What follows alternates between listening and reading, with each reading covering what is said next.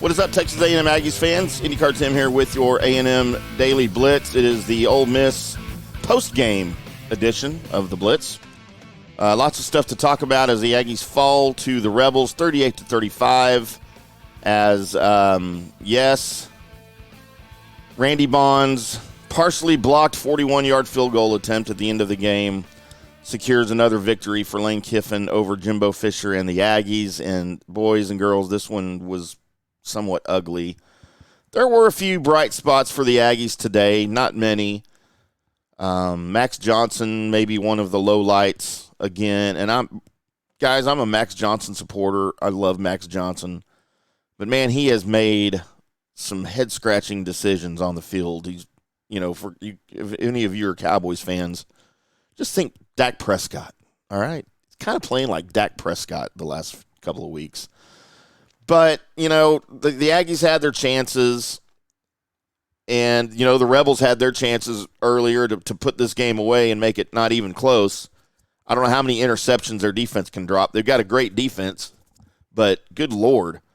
You had at least one there on the Aggies drive where they took the lead.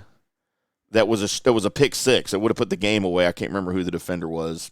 Hit him right in the hands as he jumped an out route. Had smooth sailing in front of him for a big six, and he just dropped it. Later on that same drive, again, don't remember who the defender was, on that deep ball down the left sideline, the safety came over and we thought caught the ball. It was called an interception on the field, but he was juggling it as he went out of bounds, so it was called back, thankfully for the Aggies, who then scored and took the lead on that drive.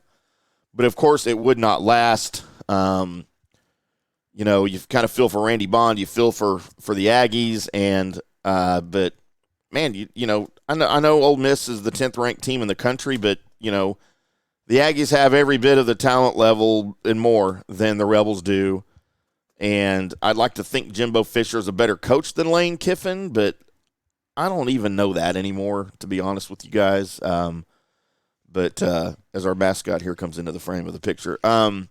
But, the Aggies, again, they had their chances, and Kiffin gave all of the credit to the Aggies and to Fisher, in the postgame as he's kind of been mocking them recently. He said credit to A&M for playing a good game.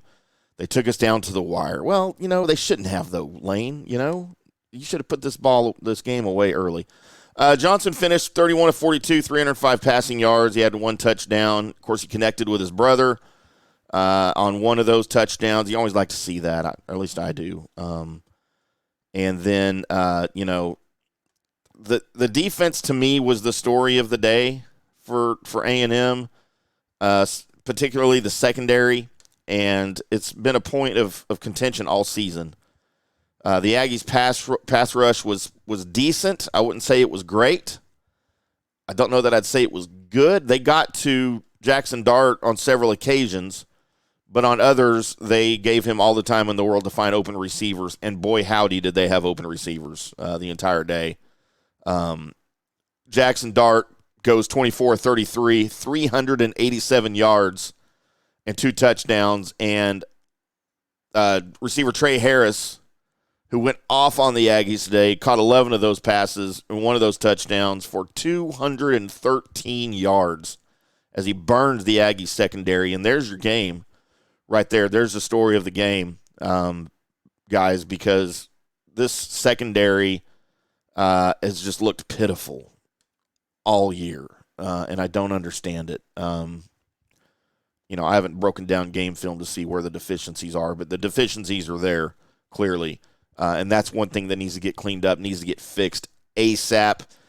The Aggies now 5-4 on the season.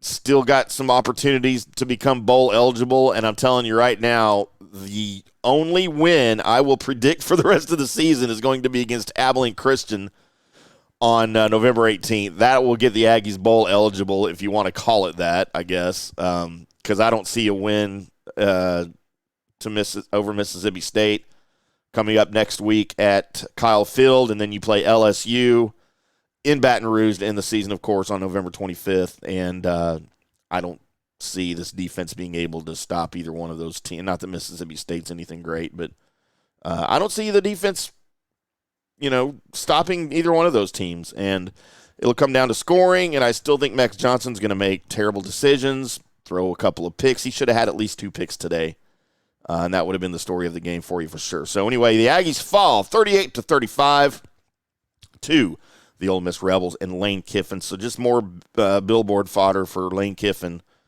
And I can't wait to see his press conferences. I'm sure he's going to have some snide comment for the talent level that Jimbo Fisher has, and their goal of just being bowl eligible was pretty funny. If you guys didn't catch that last week in the week before the preparation there for Ole Miss. But anyway, we will do it all again probably on Monday with another wrap-up show, maybe something a little more in-depth as we start to get ready for Mississippi State. Look for those podcasts throughout the week.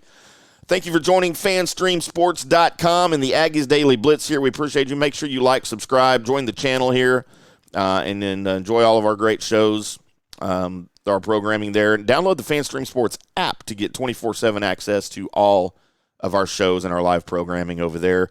Appreciate you tuning in. We'll do it again. Until then, boys and girls, we will see you.